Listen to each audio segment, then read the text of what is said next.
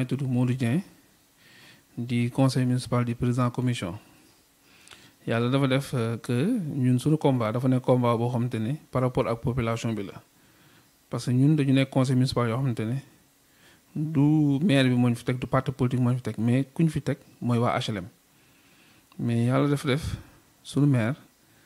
dafa am ay façon li muy doxalee te surtout que ñun dañ koy ñaawlu parce que lépp lu ñuy def dañ ko bëgg def si tekk ak teraanga surtout si yar mais dañuy gis ki ñu yor dafa nekk koo xamante ne moom dafa yaakaar ne mooy buur te yooyu dafa xewi di delloo si message comme li nga wax sànq mooy li nga ma laaj question bi au fait dañu am ak moom problème parce que ñun dañu nekk ñoo xamante ne dañuy xeex lu yoon ak luubal ak loo xamante ne leerul suñu xel dañu nekk ci conseil municipal bi gis fa ay affaires yu bëri scandale yoo xamante ne leerul suñu xel ay affaires yoo xamante ne tey ñun mun ñu ko expliquer parce que tey ci 21e siècle du ñu ñëw taxaw tey loo xamante ne pour ñëpp la moomeel ñëpp la ñu koy salfaani te loolu la ñëpp di wax malheureusement nag ñu bëri mën nañu bañ a comprendre mais combat bi dafa nekkoon combat bu leer parce que ay site la yoo xamante ne leeru suñu xel amuñ délibération yoo xamante ne tey ñëpp gis nañu HLM nu mel donc ñu defoon benn conférence de presse yàlla def moom yàkkamteem dem yóbbu ñu si yoon dañuy yóbbee si yoon nag am nañ yoon dafa nekk loo xamante ne lu leer la lu équitable parce que booy def citation nit da ngay wax ne Modou Dieng lii la wax ak lii ak lii ak lii mais bi mu demee foofu procédure bi mu jël baaxul yàlla def na ñu jël les meilleurs avocats du barreau donc ñu jël Moussa Sarr maître Léon Patrick Sarr ak maître Ndiogou yàlla def bi ñu demee foofu premier kii bi dañ ko appel dañu renvoyé pendant 5 fois ñu soog a taxaw ñun nag leen yaakaar day ñëw léegi bi ñu ñëwee yàlla dafa def suñu avocat yi yàlla ñoom dañu xarañ si yooyu bi ñu ñëwee avocat am dafa ñëw di dugal procédure boo xamante ne nekkul parce que tey bu fekkee ne yow Moussa dañ la ne Moussa yow yaa wax lii ak lii ak lii ak lii di nga taxaw ne man maa ko wax mais boo jëlee groupe parce que législative Sénégal amagul loolu mënoo jël groupe ne lii yëpp ñoo ko wax te or ko yow bi ñu koy wax avant conférence de presse bi la donc moo tax population ñu bëri comprendre nañu moom bu ñu doon attaqué dañu doon attaqué si jour conférence de presse bi luñ fa wax mais avant la jël ay documents yoo xamante ne kenn xamul directeur de publication boobu mu ne ñu ñoo wax lii bi ñu demee nag juge moom day atte procureur moo ngi taxaw bi ñu taxee ñun man en notre grande surprise avocat dafa waxoon ne day def confrontation mais man xam naa ne ñemewul taxaw si ñun ne day def confrontation parce que moom nit la boo xam ne day ruube parce que li muy def chaque jour da koy calculer mais day xool bu làmbee affaire yi nooy mu continuer moo tax bi ñu taxee juge devant le juge bu ko avocat moo waxee dama ne koon dafa war a ñëw taxaw bu taxee dina xam lépp dëgg la bàyyi ñu suñu bopp comme ça parce que li ñuy def dañ koy teg si fu leer ak fu yoon fu leer donc moom procédure am avocat am dañ ko farax-faraxee moo tax du ma déggee yenn commentaires yi damay retaan parce que boo demee justice amul ñaan clémence amul yooyu parce que dañuy juge la day juger procureur day chargé mais ñun bi ñu ñëwee procureur bi sax waxul parce que dafa noo retaan dafa xam ne lii affaire politique la te loolu la war a bàyyi HLM nit yi dañu sonn moom mag la boo waxee ñoo la ko feebar bul wax mag la loolu amul sens parce que li muy def moo ko tey HLM kenn xamatul nu mu mel parti yu bëri jaay nañ ko espace yu bëri ñun suñu papa yi ñoo ko moomoon jënd fi titre foncier boo waxee ñu ne non waroo wax parce que mag la li muy def tegu ko si yoon teg ko si fenn te képp ku falu dina ko topp si yoon ñun nag yàlla def na ñu yóbbu ko si OFNAC loolu xëy na moo ko metti te dañ ko yóbbu si Cour des comptes dañu ko yóbbu fépp parce que yàlla dafa def bi ñu demee foofu sax fekk nañ fa yeneen plainte yoo xamante ne ak ñeneen la lay xeexal ñoo xamante ne ay commerçant yu nekk PTSN ñooñu lu ñu wax yëpp sax bu ko waa HLM xamoon day ñu taxaw léegi taxaw gaaw te si procès bi ñu demee si procès bi yàggul guddul parce que ñi fa nekk xam nañu te li ñu fa wax lekk na lu leer parce que bu ñu taxawee def suñu conférence de presse dëggal loolu bind lettre bind wax donc am nañu ay preuve yu leer ñun lu ñu koy wax mooy mu leeral nit yi situation HLM nu mu mel centre commercial yi mu génne délibération yi teg ko stable bi HLM nit yi dañu sonn te situation bi ñuy dund boo ko xoolee sax da ngay xam ne lii xamuñ fu ñu jëm te maa ngi alerté nag population bi parce que conseil municipal yi ma gis nii ñoo fi nekkoon pendant 2 mandats boo xoolee taxawu Dakar 2 fois yii yëpp ñoom ñoo gagné te même conseil municipal ñoo fi nekkoon te ñooñu lu maire bi def dañ ci ànd donc mënuñu taxaw tey ñu jékki-jékki gis Khalifa Sall ñëwaat fii HLM di lëre population bi population dañu war a yeewu ñun nag dañu condamné actes yi ñuy def parce que genre nit yooyu la ñuy fexewaat ba indi fi ku gën a yées ki fi nekk ay Seydi ñooñu lu maire bi def ñoo si ànd à 100% mais dañuy wéeru si affaire Khalifa Sall pour ñoo taxaw moo tax dañuy wax suppression ville de Dakar ñun dañu si ànd à 100% parce que amul njëriñ parce que loolu moo ñu indoon tey 2 mandats yoo xam ne consécutifs ñu jox ko ñoo xamante ne kenn xamu leen mais yàlla def na ne élection yi di ñëw dafa nekk élection yoo xamante ne yàlla léegi nit yi bu ñuy fal nit la ñuy fal mais na nit yi yeewu HLM waru am coalition société civile yi ñoo war a dajaloo Koppi Touré mooy fi moom mag la kii moo ngi fii Tex Diaw mooy fii Lalla Aïcha muy Alit muy ñëpp mun nañu dajaloo si benn coalition ñu jéem a xam naka la ñuy def pour intérêt HLM mais koo si gis muy jéem a xëcc boppam di jéem a demal sa bopp te loolu mooy tax politiciens yi tey di dajaloo si coalition di gañawaat élection yi. am na sax ay garage taxi yoo xamante ne dafa am si condition HLM dañu war a taxaw wax naa leen ko waxaat leen ko ñu xool suñu suuf yi suñu suuf maire bi fi nekk moo koy kenn xamul naka la demee waaw kenn xamul lan la ñoo ngi defar ay parking auto yoo xamante ne ñi ngi ko jox lii pour ñëpp la du pour benn nit commercial dañ ko war a bàyyi boobu mu projet mu teg ko foofu nit yi am nañu ay projet de développement yoo war nañu ko mën a développer pour HLM mais kenn xamul ñi oto yi ñi ngi ko jox sax est-ce que amuñu sax ay bàyyi comme le cas de Damka Triangle Sud nga jël ko jox ko benn nit HLM amu si dara boo waxee mu ne non dañ ma jiñ wala non li ñu wax nii du dëgg ñun li ñuy wax dañ ciy dellu ginnaaw autorisation de construire bu ñu ko jox mais HLM moo ko jox waru ko mooy Triangle Sud mooy projet Damka bi loolu HLM moo ko moom hectare bu mag la boo xam te ne HLM bu opposé woon bañ ko jox si autorisation ko construire mu waajo mënoon na bañ a tabax foofu centre commercial bi yow nan la mënee am conseil municipal bu dëkk HLM 5 ne leen lii amul autorisation de amul délibération ñoom ñuy dajaloo di dem di xool foofu est-ce que lii la wala lii ñoom boo jógee wax sax ñu yaakaar ne yow da nga am ambition wala dara te xamuñu li ngay def mooy rôle képp ku nekk conseil municipal koo xamante ne dafa war a ëllëg rendre compte man nag damay faral di wax ne yàlla dafa def si sunu problème bi ak justice ak moom am na ñu bëri ñoo xamante ne maa ngi siy gërëm muy Samba Ndiaye muy Daouda Ndoye donc ñooñu ñun ñëpp la ñu kii woon mais ñooñu nekk nañu yow yu diñ nañu combat bi ba léegi ñoo si ne du ma ne nag waa HLM ñëwuñu si procès bi mais loolu ñun suñu combat personnel la parce que ñun population moo ñu fal donc bu la population falee da nga war rendre compte moo tax même boo amul soutien population bi sax am nga ay sympathisants yoo xamante ne neen la woo suuf di la jàppale am na benn waaye boo xamante ne Guèye la sant kooku procès bi moo yun foofu maa ngi koy gërëm di ko sant te kooku dafa am problème ak maire mais dafa ñëw di ñu soutenir te loolu dafa rafet tey nga gis au moins benn population bu taxaw di la jàppale te HLM il faut ñu bàyyi lenn affaire yu ñuy laam-laamee tey moo ñuy indil problème boo xamante ne du ñu xam fu ñu jëm tey fu ñu jëm 2022 2024 lépp day leer à partir de léegi élection yi dañ ko war a def si date yoo xam te ne dafa war a ñun suñuy mandat jeex na bu yàgg te li maire bi di def xam na ne du fi toogaat day saboté moo tax léegi ñu dajaloo xeex mais dañuy def affaire politique lan la Khalifa Sall di fi wut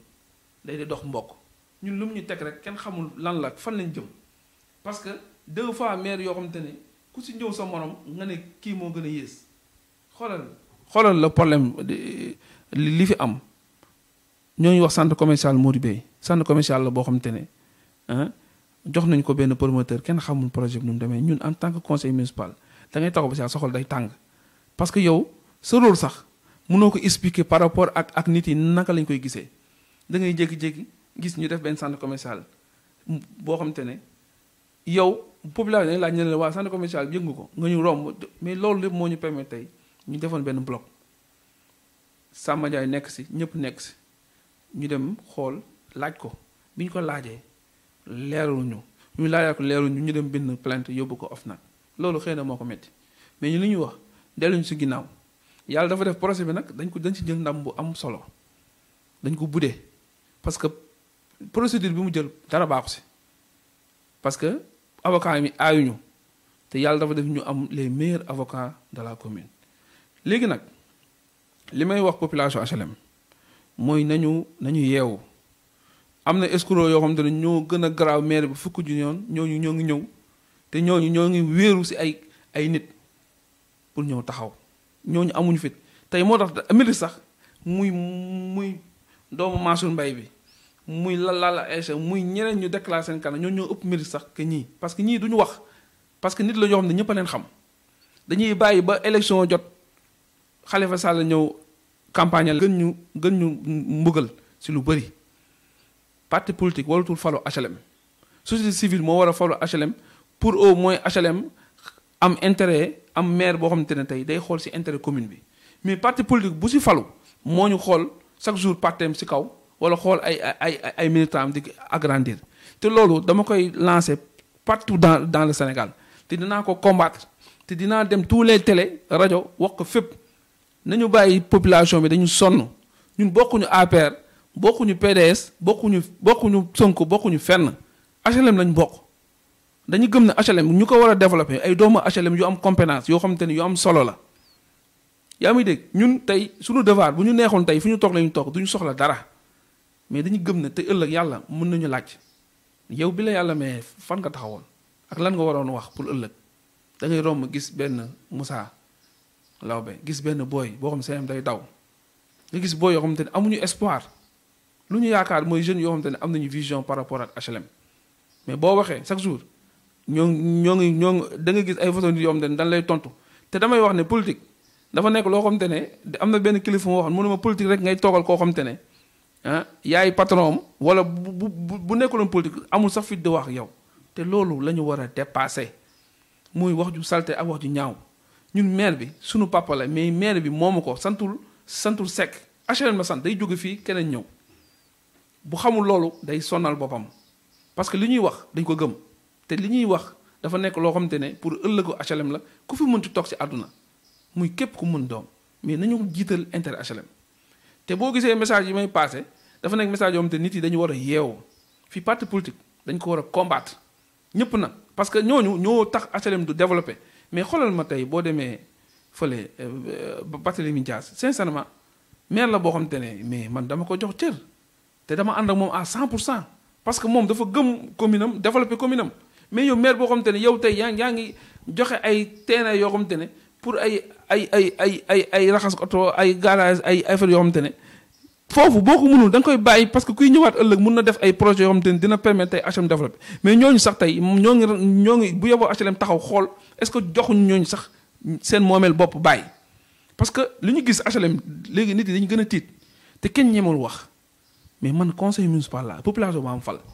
wóor na alxuraan du ma sañoon suba ma démissionné mais saa yi ma taxee damay démissionné ñu ne ma non boo ko defee lii ak lii mais man li may def dama koy xool sama diggante yàlla am na ñu fi nekk ñoo xam boo tourné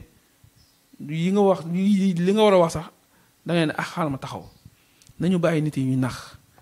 nañu génn bu ñuy wax ñu wax ak population bi fii ku ne am na droit taxaw ne damaa bëgg maire HLM mais nañ ko teg ci yoon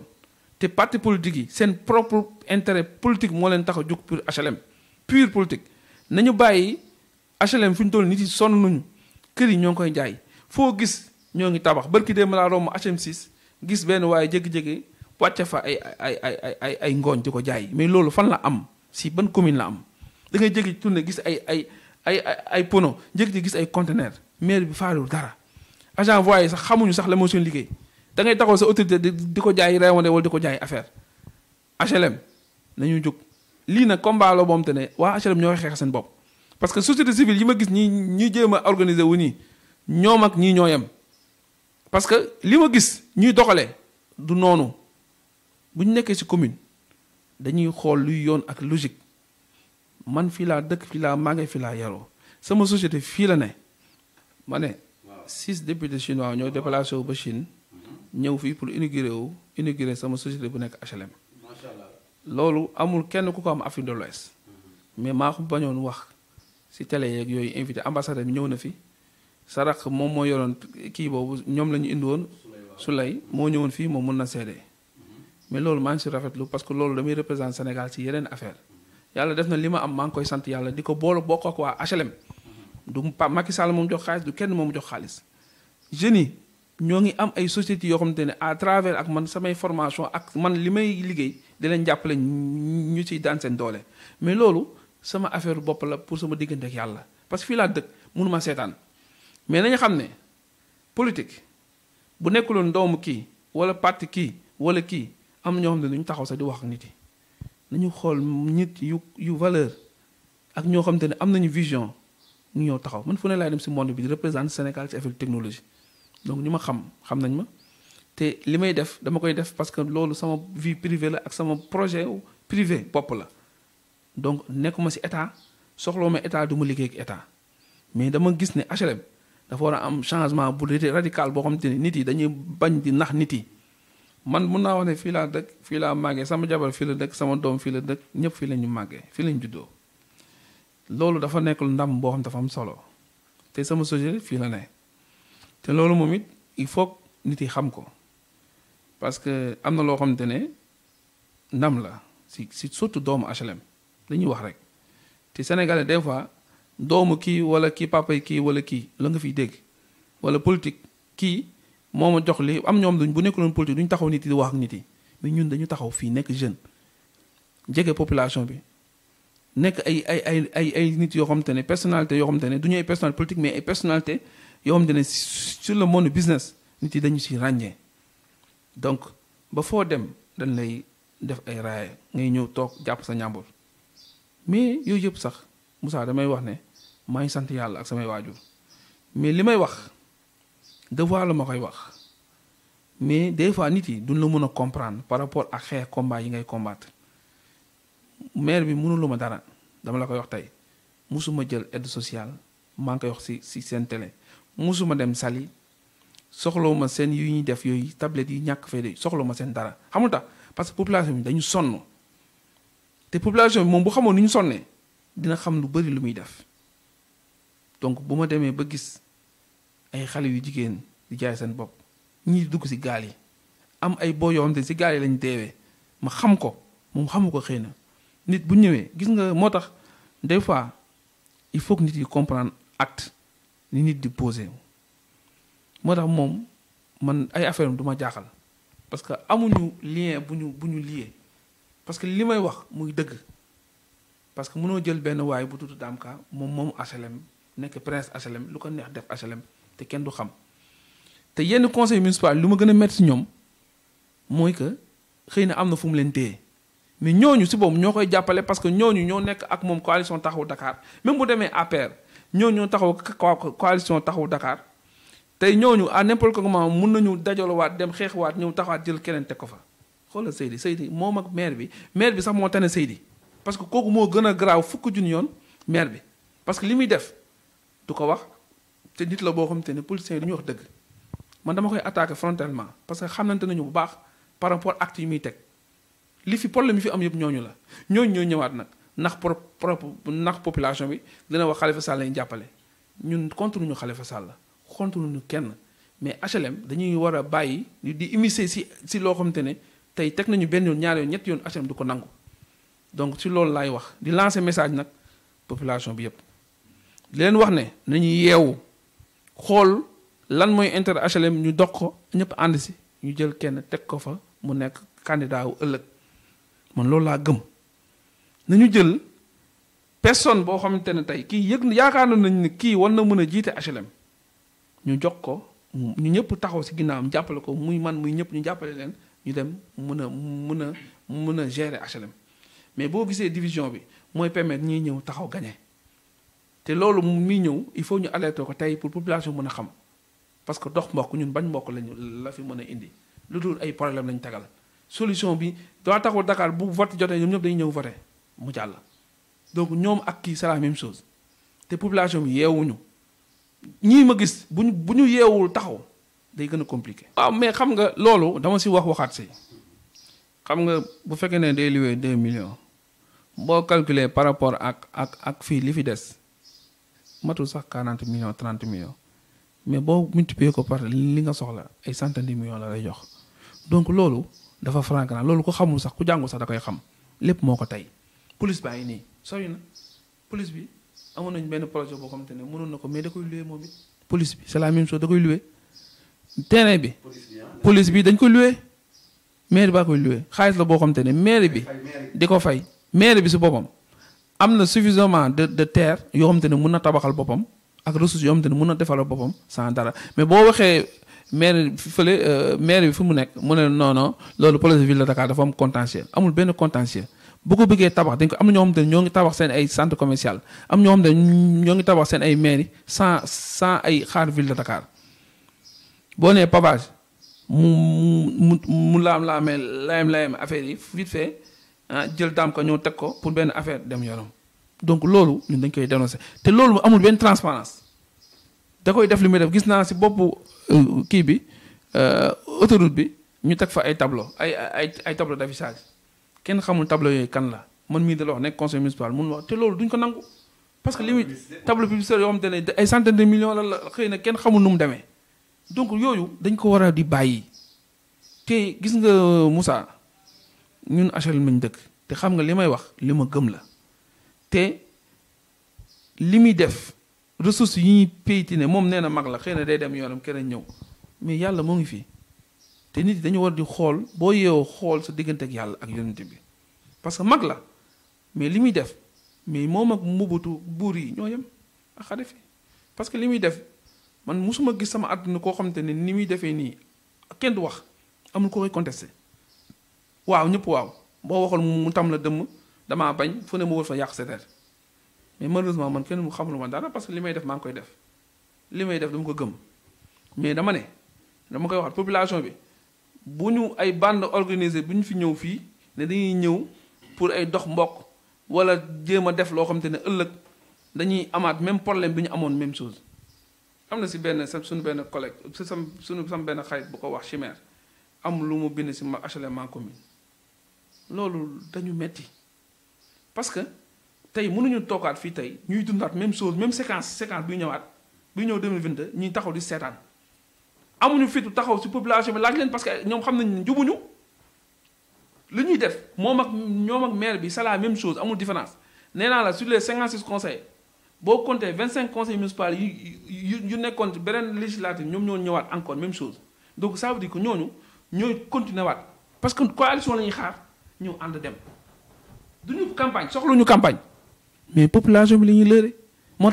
tax Macky Sall moo ngi ñuy tooñ parce que xeex yu muy def yëpp day répercuter ci commune yëpp ñoom ñoo ñëw gagné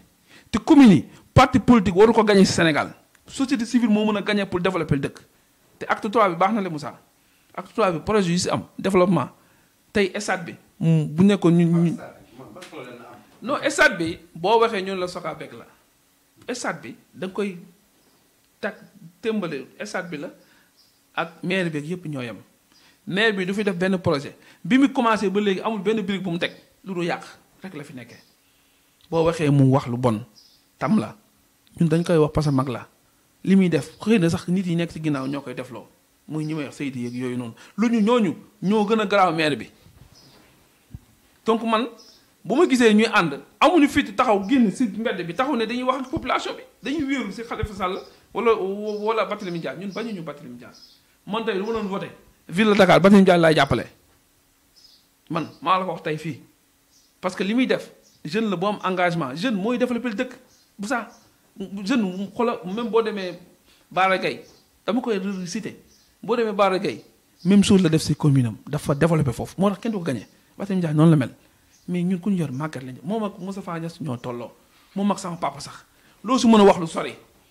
xam nga boo waxee ñu ne kii mais or que affaire bi du noonu Moussa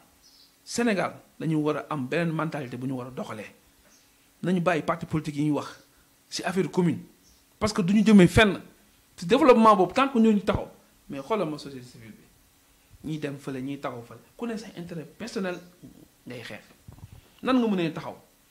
yow nit bi yow kii moo la ëpp fuuf dem élection am lu mu am nga ñëw taxaw ne da nga koy jiite parce que pour lan pour sa intérêt personnel yooyu moo jeex lu ñu jël ñoom bu ñu gëmee nañu dajaloo seen biir ñu xool kan mooy jiite ñu kuy war a jiite ñu jiite ko pour intérêt HLM donc moo tax projet yi yëpp xeex nañ si projet parking privé yeeg non Moussa marché bi coow bi mu am sax mënuñu la ko wax parce que da ngay wax waxaat am ngay solution yu concret yoo xam te ne tey bu yàlla defoon mu ñu déglu la wala maire bi sax am écoute intérêt HLM dëgg tax ku jóg dina xool dina xam nu muy doxalee mais ñoom ñëpp amuñu intérêt HLM parce que day dem yoonum nekku si HLM ñoo ngi taxaw di attardé wu si ay détails yoo xam te amul solo yow man ma nekk conseil municipal biir HLM ñun ñu taxaw ne leen délibération amul lan la fi société civile dem dina dañuy dem pour xool lan la ñuy xool mais bi di leen jox ay arrêté yu yàgg yoo xam te ne depuis beneen éli depuis kii Ali Diouf la woon di leen gëm loolu te acte 3 bi dugg lépp moom mu yor ko yow am ay financement de projet développement yoo xam te ne yow mun nga dem wuti levée de fonds ak banques yi def ay projet développement yoo xam te ne dina la mën a permettre nga am ay ressources créer ay rajo communautaire ay télé communautaire def ay projet développement sanitaire wut ay centre de santé yoo xam te ne de niveau 2 3 def ay centre de dialyse yoo xam te ne yow waa HLM bu ñu indee ku dëkk HLM boo waree fay 10 000 doo fay dara nit yi dañ ko soxla scanner gis nu mu chéré yëpp am lii à travers lii bu nekkoon ñun la ñun dañuy voyage fu ne leen si monde bi di nga xam fan ngay jëm ñii di tabax si di jënd ay kër yi di ko tabax yëpp da nga koy arrêté parce que mool ngay def HLM comme Dubaï da nga koy def centre commercial bi ngay def de telle sorte que R+10 si kaw wut ay financement yu am doole ñëw pour développer HLM ñi xale yi yoo xam ne ñëw si kër yi nga génne leen dajale leen sous forme de projet ñi def ay restaurant ñi def ay fast food biir si biir kii bi ñi war a def sécurité nga dajal leen si xale yi dajal leen sécurité cadré carrément fii ñi famille yu soxla financement yëpp nga jàppale leen si ay projet yu concret parce que nit boo bëggee nit développement di nga xam premier contact bi ñu ko def mooy bi mu faloo mën a ñëw day wër man en tant que président commission ñu wër si commune bi yëpp ñu wax problème mu formation bi ñu wër xam demande bi xam lépp ñu ñëw bu ñu ko tegee stable bi mu ne waaw teg ko stable lendemain mu kii bi beneen année mu ñëwaat pour ñu def mën na ko bu ma fontoo loolu du ma ko def li fi nekkoon ki daaw jël ko teg ko stable bi parce que nit yi yaboo leen ñu am si yow yaakaar tey boo demee si yenn communes yi wóor na yàlla 100% ay ñoom parcelle 100% la leen fayal ay bourse boo yaa ngi fii am ay bac amuñu ku leen fayal formation te 3FPT ay partenariat nga defa moom maire bi du fa jox ñaar dërëm ñu may la ay formation nga dem signé ay partenariat Solida bàyyi nii am luñu benn njëriñ parce que Solida man nan laa mën a comprendre tey yow même yow Solida ñuy wàcc foofu ay conteneur wala wàcc ay affaires yu bëri yoo xam te ne yow sa biir commune la nekk war nga def ay projet yoo xam te ne tey ñoom doo dem seet ñoom ñooy ñëw fa force parce que di nga leen teg ay taxes yoo xam te ne dina mën a permettre commune bi gën a mën a dox mais xamuñu ko parce que li leen soxal mooy affaire luubal ay affaires yoo xam te ne doo mën a comprendre donc moo tax li may wax dama koy waxaat ñun HLM lañu am bu méttee ñoo ngi fii bu naqaree ñoo ngi fii population bi xam nañ suñuy tur donc tey damay rafetlu tey li nga ñëwee ma leeral lu bëri par rapport ak HLM yi yàlla nag def na ne am na conseil municipal yoo xam te ne dama koy daanale ñoo xam te ne ay nit yu diiñ lañu gëm nañ dara am na fi mais ñenn ñoo yàq ñenn ñi te koo si gis moo ngi am dara loo xam te ne moo ngi koy xalaat fii amul dara lu nekk suñu bopp lu fi nekk mooy dëgg ak yoon parce que loolu moo taxoon ñu amoon benn liste yàlla def ñoom ñu gagné amul problème mais dëgg dafa war a continuer si biir taxaw Dakar am naa si koo xam te ne suma xarit la am naa ñu ñoo xam te ne ay jàmm lañu am ak ñoom mais dëgg bu jotee nañ ko war a wax boo ko mënee te dëgg bi ngay wax na nekk dëgg pour defar man loolu laa gëm mais li ñuy wax ak li ñuy def ak chaque jour dañ koy def di dox ci kaw nit yi loolu laay dénoncé te loolu nit ku ko mën di xam da si war di wax. waaw bon maa lay gërëm di la sant di